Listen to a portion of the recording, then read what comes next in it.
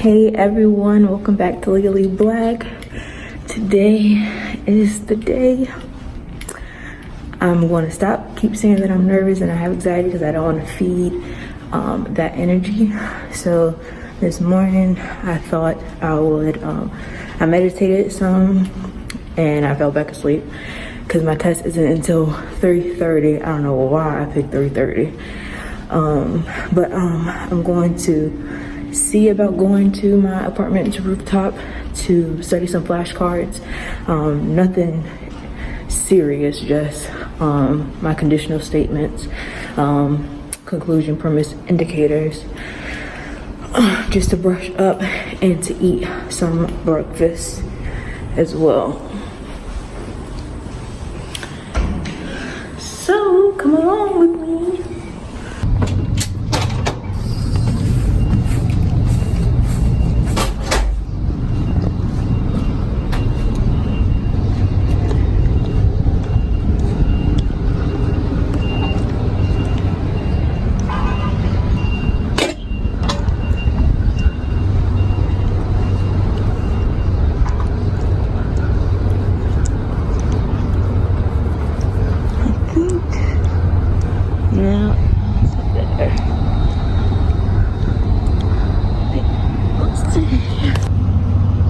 So I just got some peach yogurt and granola. I know it's plain, but I'm not a breakfast person, but I know I need to eat something.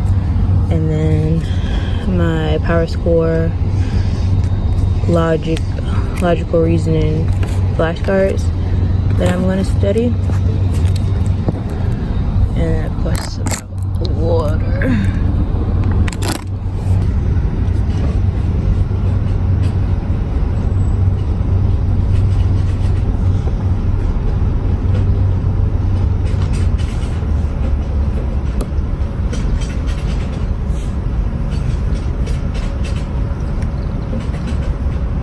Yesterday, I took heed to a lot of advice about not studying at all, and it was hard. Good morning. Last week was also basically my final week of 2 classes that I had. So I had about 3 projects, a bunch of assignments to finish while trying to make sure I studied for the LSATs, and I had to work. So I was stressing last week. And so a lot of my assignments for another one of my classes, they're due today. So I also was trying to finish those, and I got it done, surprisingly. But yesterday I pretty much just meditated. I did do some edits on my diversity statement because I keep going back and forth on what topics that I want to do. Of course, being Black in America is a topic, but I feel as if that story has been told already. It's important to tell, however, to an admissions board, I want my package to stand out a little bit. And also, as Black people, I think we're just so used to dealing with certain things, certain discriminations against us, that it's kind of like an everyday thing. We don't really think too much about it until like a big event or something happens, and we realize, this shit is really unfair and it's really getting out of hand. But it was hard for me to like but tell a way that I triumph through my being Black, because it's an everyday thing, One topic was that I was going to do is, in my A school and C school, I was the only Black person, and the majority of my class was predominantly white males. And it's just something that I was used to dealing with. I went to mostly predominantly white elementary school, middle school. My high school was pretty black. Shout out to Hopewell. But then my C school, I kind of had a sort of racist teacher. I wouldn't even know if I would call him racist or just ignorant. But then again, I don't think there's much of a difference between that. So I'll tell y'all the story. So if you're in the military or in the Navy, I don't know about any other branches, but you know, we have our general orders. There's about 11 of them. And in C school, in order for you to, I guess, get some sort of freedom, you have to do like these watch qualifications. So it's kind of like a scavenger hunt. You got to go to this place, this place, this place, do this place, get signatures so you can be qualified to stand watch. And then if you're qualified to stand watch, then you may get to wear a civilian clothes, go out off base or whatever. So of course, in the beginning, I was trying to knock out all my quals, right? It's like this, the night watch or the standing watch, I can't remember, where you on the watch for, when you're on the quarterdeck. Lord, it's only been 2 months since I've been out, and I'm forgetting stuff.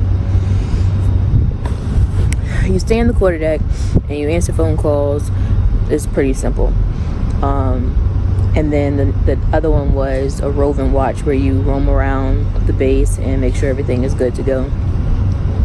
And then it was the driving. Now, I'm a terrible driver, and it was not a truck, but it was like a minivan that we had to drive. And so I was getting the calls. I think I only had maybe 2 or 3 signatures. No, I think I had like 2 signatures I had to get done to complete that call. But then it was brought to my attention that we didn't have to get it.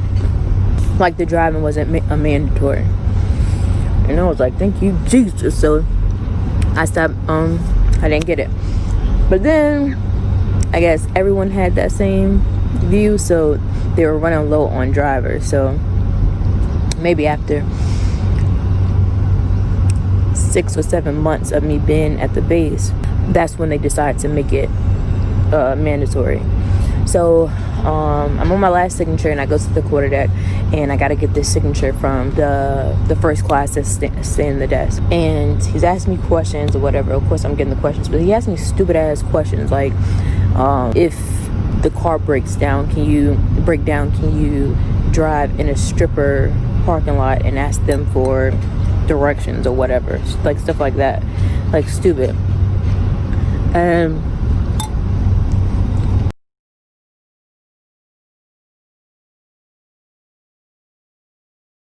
then, you know, after boot camp,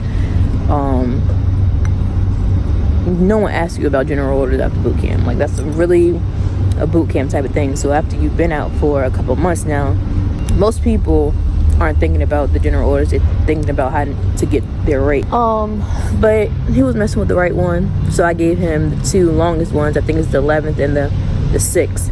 And I guess it irritated him. He was like, oh, so you think you know it all, whatever. He just asked me to do all the general orders, and I was just so irritated. He was just an asshole.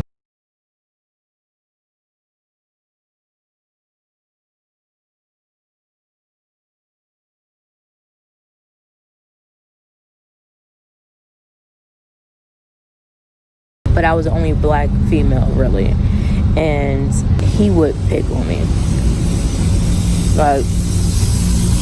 Like when I would take my test, he would come in, like, make me nervous while I'm taking the test, and he know it'll mess me up.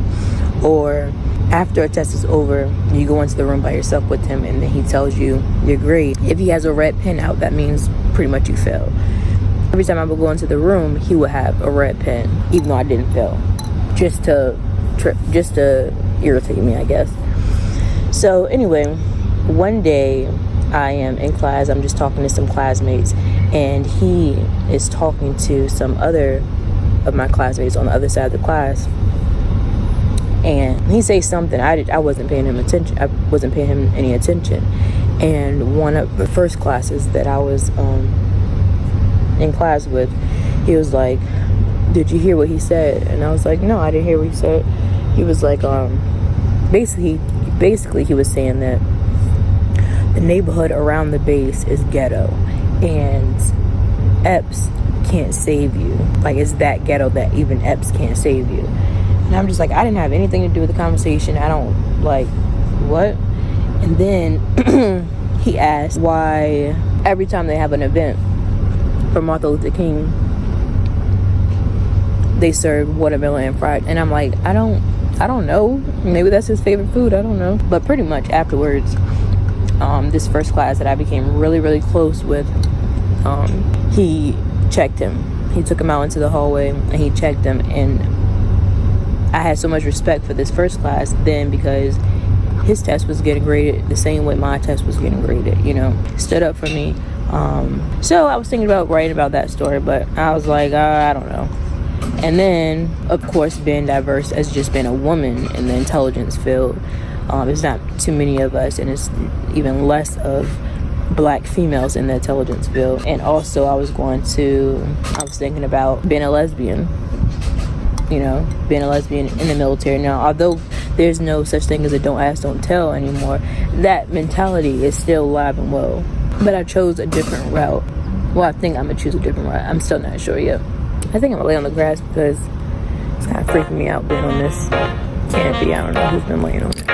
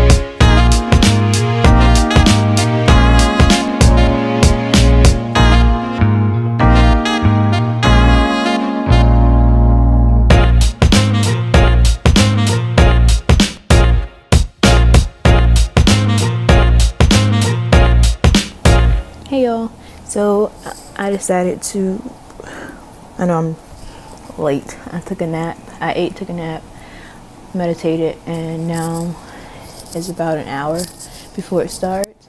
So I'm going to do some warm-up problems.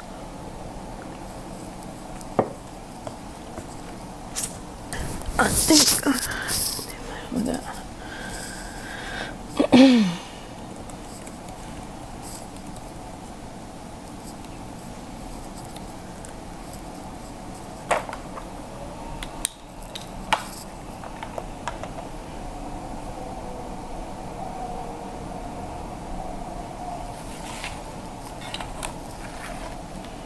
I'll show y'all what I have on my desk.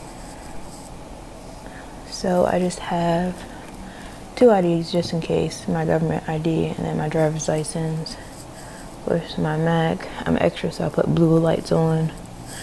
I have 5 pieces of paper, but I'm about to write on these for my warm-up. So I have some extra ones right there. I have a highlighter, eraser, 3 number 2 pencils, HD, and this is a eraser.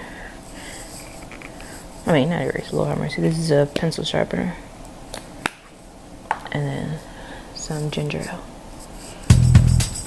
Alright, so I'm still gonna go ahead and just open up Proctor U because I'm paranoid, so.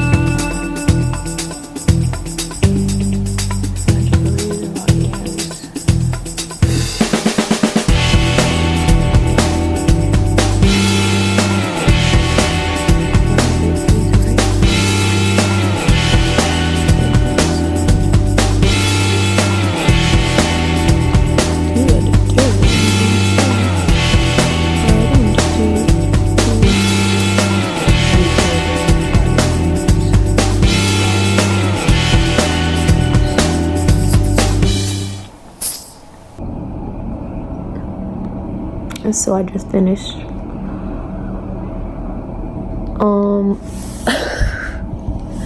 Whoever has taken the 5-section test, because of course this is my first time taking the LSAT, so I'm just taking the LSAT-FLEX.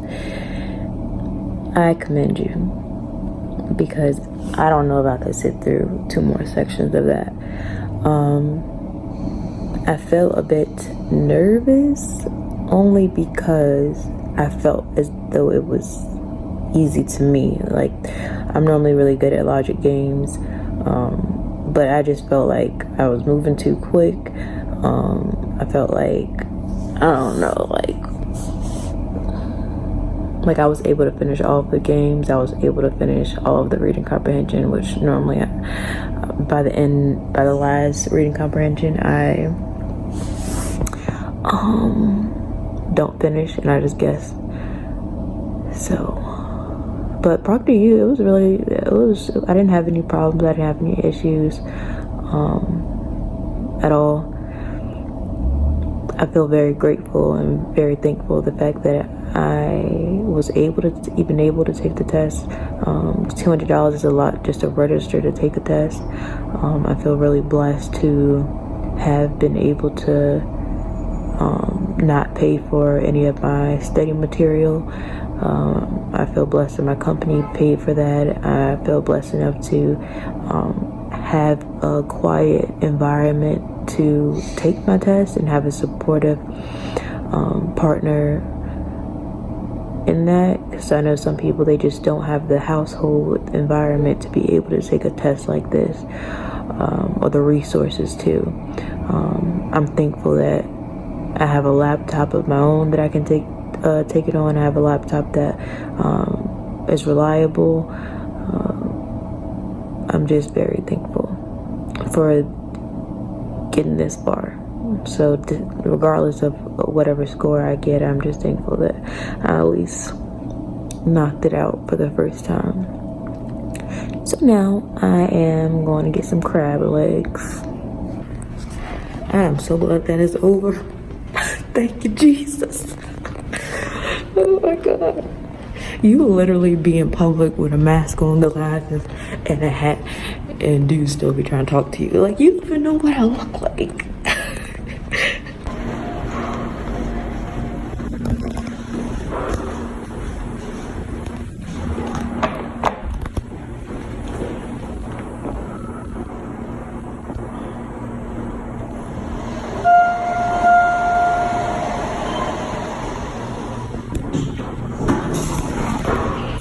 Going down.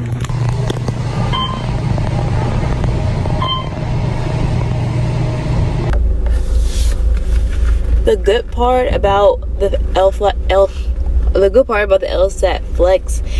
I didn't have to wear a bra. I didn't have to go nowhere with my sweatpants. I ain't wear no bra, but good thing I did wear some pants, because I was tempted to not wear any pants. And you know, they had to see like your desk area and all around, so that would have been embarrassing if I didn't have no pants on. Oh my God.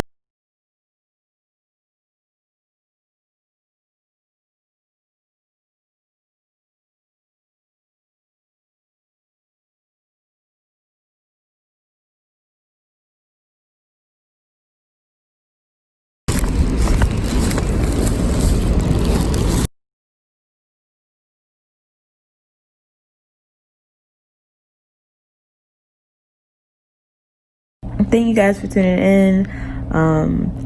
I tried my best to vlog today. I know I wasn't the best. I'll do better, I promise. If you're about to take your LSAT and you're a little nervous about it, don't be. Like you can see today, it's only temporary. Get through it for those couple hours and then you're done. You're prepared for it, and you prepared relentless for it, and you're gonna do great. See you next time on Legally Black.